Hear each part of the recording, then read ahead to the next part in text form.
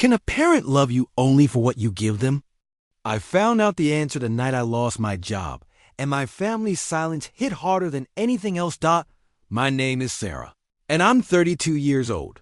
For the past 8 years, I've been the invisible foundation holding up my family's crumbling house in Rochester, New York. I paid the mortgage when Dad's construction business went under. I covered Mom's medical bills when her diabetes medications weren't covered by insurance.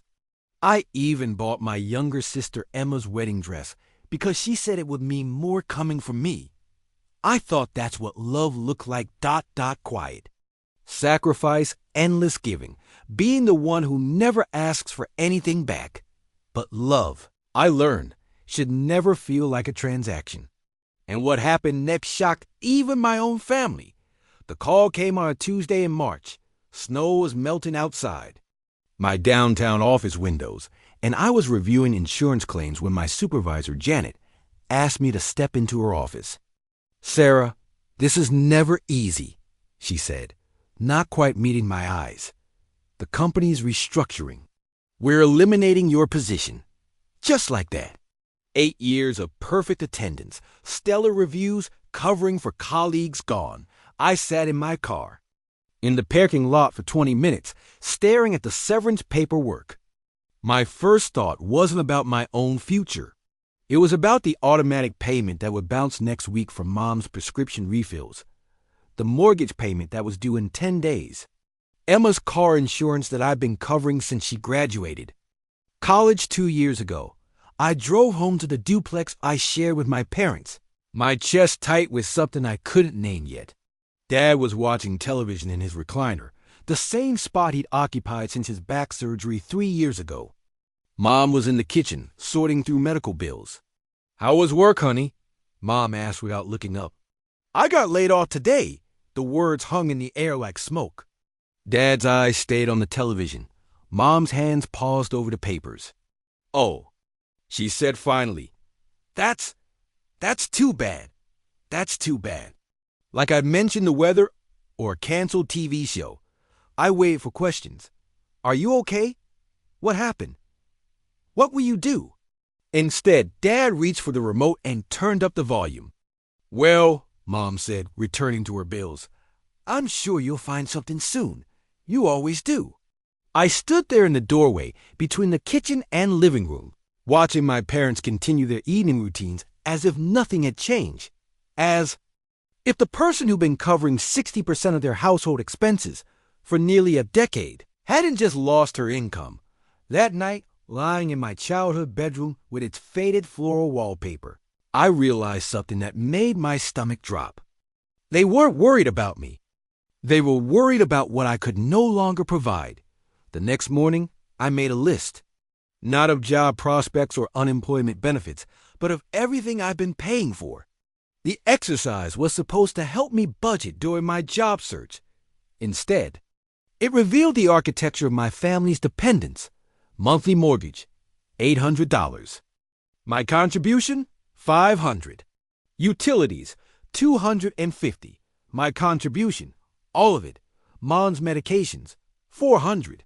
My contribution, $300. Dad's physical therapy, $150. My contribution, $150.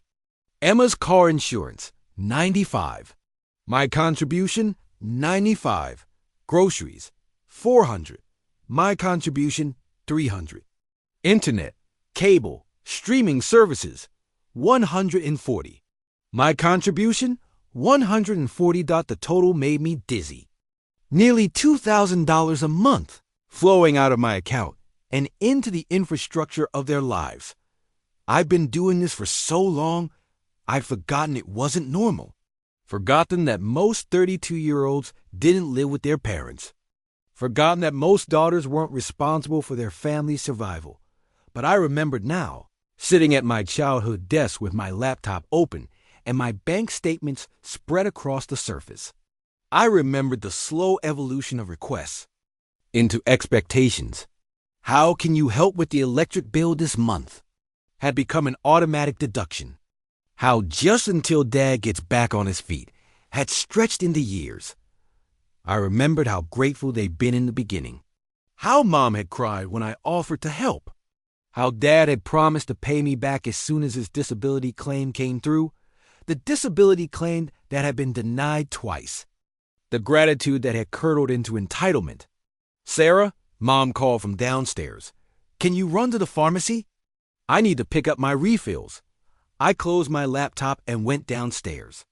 Mom was standing by the kitchen counter, car keys in her hand. "I can't," I said. "I don't have the money." She blinked at me. "What do you mean?" "I mean, I got laid off yesterday, and I need to conserve cash until I find another job. But you have savings." The statement hit me like a physical blow. Not a question, not a request. A statement of fact about my financial resources delivered with the casual confidence of someone who'd been monitoring my bank account from a distance. "Those savings are for emergencies," I said quietly. "This is an emergency. I need my medication." I looked at her, really looked, for the first time in months. When had she stopped seeing me as her daughter and started seeing me as an ATM whiff? "Feelings? You're right," I said. "It is an emergency. Your emergency." I handed her the keys and went back upstairs. Over the next week, I watched my family's carefully constructed reality begin to crumble. Not because I refused to help, but because I simply couldn't. The internet got shut off first. I've been paying for the premium package. High-speed everything, because Dad needed it for his disability paperwork, and Mom used it for her medical research. When the bill came due and bounced, they called me. "Sarah, there's something wrong with the internet," Dad said, standing in my doorway with his laptop. "It got disconnected." "Well, can you call them? I can't afford to reconnect it right now." His face change. Confusion, then irritation, then something colder. "You're punishing us because you're upset about losing your job." The accusation was so absurd, so completely divorced from reality, that I laughed. Actually laughed. "Dad, I'm not punishing anyone. I'm unemployed. I can't pay for internet service when I don't have income. You have savings." There it was again. The casual assumption that my financial resources belong to them. "My savings are for my future," I said, "for my own emergencies. We're your family. We should be your priority." The words settled into the space between us like a chess piece being moved into position. A declaration of ownership disguised as love. "Family doesn't work that way," I said. "Family supports each other. Family doesn't take and take until there's nothing left." Dad's expression hardened. "After everything we've done for you." Like what? The question hung there, unanswered, because we both knew the truth. They provided the basics: food, shelter, clothing for the first 18 years of my life. Standard parental obligations. But for the past 8 years, the flow had been entirely in the other direction. "You lived here rent-free," he said finally. "I paid most of the mortgage." "We didn't charge you rent." "Because I was covering your bills." The conversation ended there, but something had shifted. The unspoken agreement that had governed our relationship for nearly a decade was dissolving. And none of us knew how to navigate the aftermath. I started job hunting with a desperation that had nothing to do with money and everything to do with escape. Not dramatic, explosive escape, but the quiet kind. The kind where you slowly extract yourself from a situation that's been suffocating. You so gradually you forgot you couldn't breathe. My unemployment benefits covered my personal expenses, my car payment, my phone, my student loans. But they didn't cover the family infrastructure I've been supporting. The utilities were the next domino to fall. The electric company sent a disconnect notice. Then the gas company. Mom found the letters in the mailbox and brought them to me, her hands shaking. "Sarah, what are we going to do?" "You're going to have to figure something out," I said, not looking up from my laptop where I was filling out job applications. "But we can't afford." "I know. That's why I was paying for it." "So pay for it now." I stopped typing and looked at her. Really looked. When had my mother's face become so hard? When had her eyes started calculating instead of caring? I can't afford to pay for it now, I said. I don't have a job. But you have savings. Mom, stop. The words came out sharper than I intended. Stop talking about my savings like they're a family resource. They're mine. I earned them. I saved them. They're not yours. She stepped back as if I'd slapped her. I can't believe you're being so selfish. Selfish. The word hit me like a physical blow. Not because it was true, but because it was so perfectly inverted. I've been giving and giving and giving for 8 years, and the moment I couldn't give anymore, I was selfish. You're right, I said. I am being selfish. I'm prioritizing my own survival over your comfort, and I should have started doing that years ago. I closed my laptop and walked upstairs, leaving her standing in the kitchen with the disconnect notices clutched in her hands. That night, I made a decision that would change everything. I opened my laptop and started looking for apartments. I found a studio apartment in the city 40 minutes from my parents' house. It was tiny, cramped, and perfect. The rent was exactly 1/3 of what I've been contributing to the household. The deposit would drain most of my savings, but it would be mine. I signed the lease on a Thursday and didn't tell them until Saturday. I'm moving out, I announced over breakfast. Next weekend. The silence that followed was deafening. Dad's coffee mug paused halfway to his lips. Mom's fork stopped moving through her scrambled eggs. Moving out where? Dad asked. I found an apartment downtown. You can't afford an apartment. You don't have a job. I can afford this one. What about us? Mom's voice was small, almost childlike. What about you? What about the mortgage? The utilities? The bills? I looked at them across the kitchen table where we'd shared thousands of meals, where I'd done homework as a child, where they taught me about responsibility and family and taking care of each other. You'll figure it out, I said, the same way I'm figuring out how to rebuild my life without a steady income. Sarah, you can't be serious. Dad's voice was rising now. You can't just abandon your family. I'm not abandoning anyone. I'm stopping the financial support that I can no longer provide. This is about revenge, Mom said. You're angry about losing your job, and you're taking it out on us. The accusation was so perfectly wrong, so completely backwards, that I almost laughed again. Instead, I felt something inside me go very quiet and very still. No, I said. This is about survival. Mine. I finished my breakfast in silence and went upstairs to pack. Moving day arrived with the kind of gray, March drizzle that makes everything look abandoned. I'd rented a small truck and enlisted my friend Jessica to help me load boxes. She'd been unusually quiet all morning, glancing at me with concern when she thought I wasn't looking. You sure about this? She asked as we carried my dresser down the narrow staircase. I'm sure. It's just ... They're your parents. And your sister. Maybe there's a way to work something out. I paused at the bottom of the stairs, gripping my end of the dresser. Jessica meant well, but she came from the kind of family that actually functioned. The kind where love wasn't conditional on financial contribution.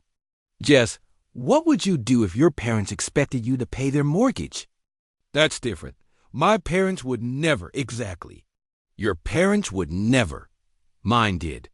We loaded the dresser into the truck without saying anything else. By noon, most of my belongings were packed. I was taping up the last box when Emma arrived. She stood in the doorway of my empty room, taking in the bare walls and vacant dresser. So you're really doing this? I'm really doing this. What about my car insurance? I looked at her. My baby sister, 24 years old, college educated, employed at a marketing firm downtown, still expecting me to pay for her insurance. You'll have to figure that out. Sarah, I can't afford. Emma, you make $40,000 a year. You can afford $95 a month for car insurance, but I have student loans. So do I, and rent. So will I, and other expenses. So does everyone. She stared at me like I was speaking a foreign language. The concept of managing her own basic expenses was genuinely foreign to her. "I can't believe you're doing this to us," she said finally. U.S. As if my decision to stop subsidizing their lives was an act of aggression against them. "I'm not doing anything to you," I said. "I'm doing something for me." She left without saying goodbye. The first week in my new apartment was blissful. Quiet. Mine. I could eat cereal for dinner if I wanted to.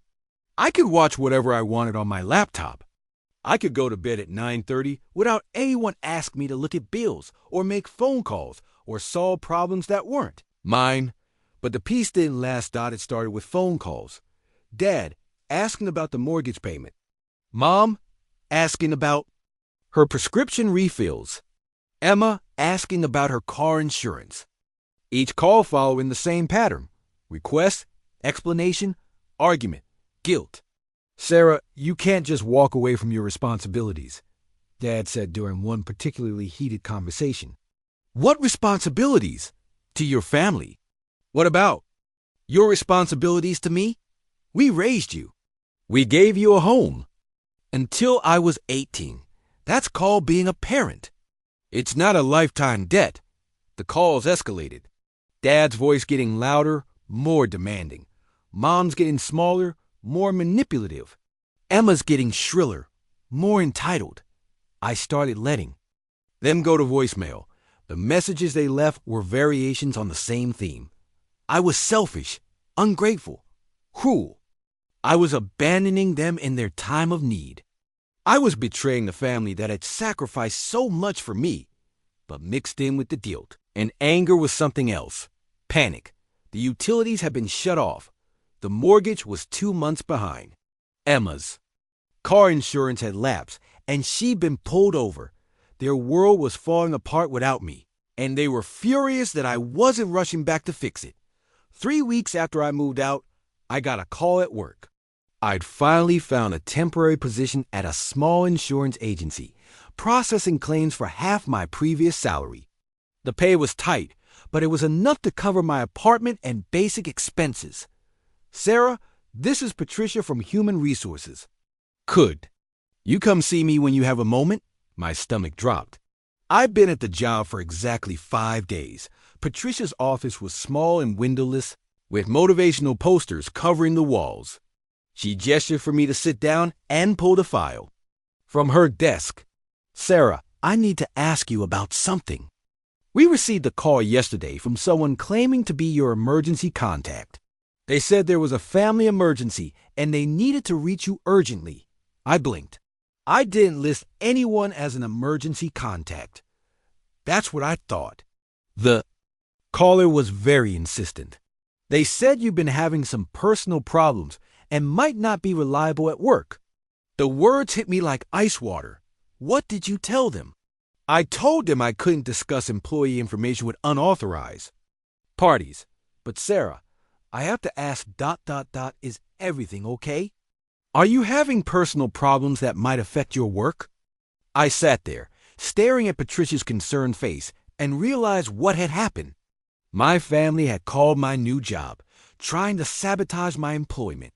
They tried to plant seeds of doubt about my reliability, hoping to undermine my ability to support myself. "No," I said quietly. "I'm not having personal problems, but I'm having problems with my family." I told Patricia everything about the financial support, the expectations, the manipulation, about how they called my workplace to try to sabotage my new job because I'd stopped paying their bills. Patricia listened without judgment, nodding occasionally. When I finished, she leaned back in her chair. "Sarah, I need you to know that what they did is completely inappropriate. We will not be taking any future calls from them. And if this escalates, we can discuss involving our legal department." I walked back to my desk in a daze. They'd actually tried to get me fired. My own family had tried to sabotage my ability to earn money, because if I couldn't support myself, I'd have to come back and support them. The realization was breathtaking in its clarity. This wasn't about love or family loyalty. This was about control and financial dependency, and they would go to any length to maintain it. The harassment escalated over the following weeks. Phone calls at all hours. Text messages that swung between guilt and anger. Emails with subject lines like, "How could you do this to us?" and "Your family needs you." I changed my phone number. They got the new one within a week. I blocked their email addresses. They created new ones. I stopped answering the door. They started showing up at my workplace. The day my father appeared at my office was the day I realized I needed legal intervention. He stood in the lobby, demanding to speak with me, his voice echoing off the marble walls. "She's my daughter," he told the security guard. "I have a right to talk to her. Not at her workplace, sir. You'll need to leave. I'm not leaving until she comes down here." I watched from the fourth-floor window as 2 police officers arrived and escorted him away. My hands were shaking as I returned to my desk. That evening, I called a lawyer. "What you're describing is harassment," she said after I explained the situation. "The phone calls, the workplace visits, the attempts to interfere with your employment, we can file for a restraining order." "Against my own family?" "Sarah, family relationships don't give people the right to harass and intimidate you. If anything, it makes it worse." I filed the paperwork the next day. The restraining order was temporary, pending a hearing, but it gave me something I hadn't had in months: legal protection. The night I served them with the papers, I sat in my tiny apartment and cried. Not from sadness, but from relief. For the first time in my adult life, I had boundaries that weren't dependent on my ability to enforce them through exhaustion and guilt. The hearing was scheduled for Thursday morning in downtown Rochester. I arrived early, dressed in my best suit, with a folder full of evidence, phone records, email screenshots, documentation of the workplace harassment. My family arrived 10 minutes late. Dad in an ill-fitting suit, Mom in a black dress that made her look like she was attending a funeral. Emma trailing behind him, checking her phone. They sat on the other side of the courtroom. Not looking at me. The judge was a woman in her 50s, with kind eyes and a no-nonsense manner.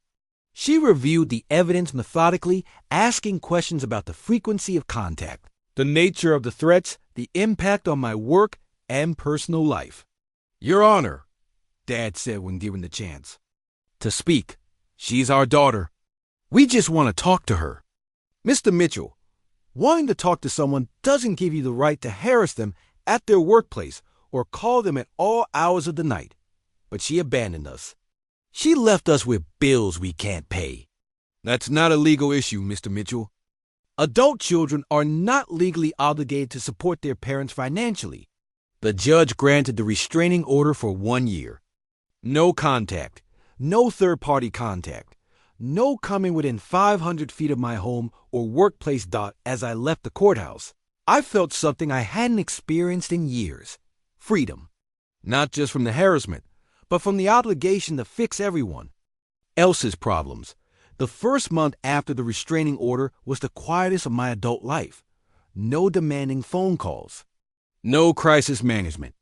No guilt about money I wasn't spending on other people's bills. I used the time to rebuild. I found a full-time position at a larger insurance company with benefits and a salary that let me start saving again. I bought furniture for my apartment. I joined the gym. I started dating someone I met at a coffee shop. Normal things. Adult things. Things I've been too exhausted to pursue when I was managing everyone else's lives. But I also heard things. Through mutual friends, through social media, through the small town network that connects everyone in Western New York. My parents had lost the house. They'd moved into a 2-bedroom apartment in a complex known for taking tenants with bad credit. Dad was working part-time at a hardware store. Mom was selling jewelry she'd inherited from her mother. Emma had moved back in with them after her. Car was repossessed. She'd been fired from her marketing job for excessive absences and was working at a restaurant. I felt bad about their struggles, but I also felt something else: validation. Their entire lifestyle had been built on my subsidies. Without me, it had collapsed completely, which meant I hadn't been helping them. I'd been enabling them. The difference was crucial. Help builds people up. Enabling keeps them dependent. It's been 18 months since I walked away from my family's financial dependence. 18 months since I stopped confusing love with sacrifice and loyalty with exploitation. I'm 34 now, living in a one-bedroom apartment that's mine, dating a man who doesn't expect me to pay for everything, building a life that belongs to me. I don't hate my family. I understand them. They were drowning, and I was the life raft they'd grown accustomed to. When I finally said I couldn't carry them anymore, they panicked. But here's what I learned. You can't save people who don't want to be saved. You can't love people into changing. And you definitely can't build healthy relationships on the foundation of financial dependency. Love shouldn't cost you your future.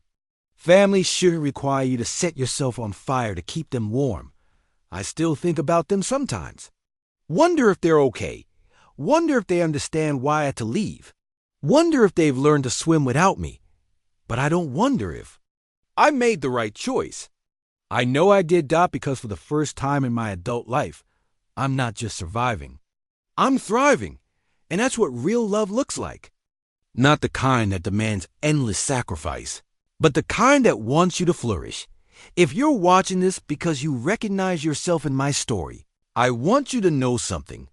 You're not selfish for wanting your own life. You're not ungrateful for setting boundaries. You're not cruel for refusing to set yourself on fire to keep other people warm. You're just finally learning what healthy love looks like. And that, more than anything, is worth fighting for. Sometimes the most loving thing you can do is walk away. Not in anger, not in revenge, but in the quiet recognition that you deserve, better than a love that costs you everything. Your story doesn't have to end with sacrifice. It can begin with the courage to choose yourself. And trust me, it's worth it. I drive past the old neighborhood sometimes, on my way to visit Jessica or pick up groceries at the farmer's market. The duplex looks smaller than I remember, with paint peeling from the shutters and weeds growing through the sidewalk cracks. I don't stop. I don't slow down. I just notice it in passing. The way you notice a place where you used to live but don't anymore. Because that's what it is now. A place. I used to live. Not home. Home is my apartment with its secondhand furniture and plants I haven't killed yet. Home is Sunday morning coffee with someone who shares the bill. Home is the quiet confidence that comes from knowing you can take care of yourself. Home is the absence of debt. Financial, emotional, or otherwise. I still believe in family. I still believe in love, but I believe in the versions that make you stronger, not weaker. The versions that celebrate your independence, not exploit it. And I believe in the radical act of choosing yourself when everyone else expects you to choose. It's taken me 34 years to learn that lesson. But now that I know it, I'm never going back. Because the best kind of love is the kind that sets you free. And I'm finally, beautifully, completely free. If my story resonates with you, if you've ever felt trapped by the weight of other people's expectations, I'd love to hear from you in the comments below. Share your story. Share your struggle. Share your victories. And if you're still in the thick of it, still carrying burdens that aren't yours to bear, remember this. You have permission to put them down. You always have. You just have to give yourself permission to use it.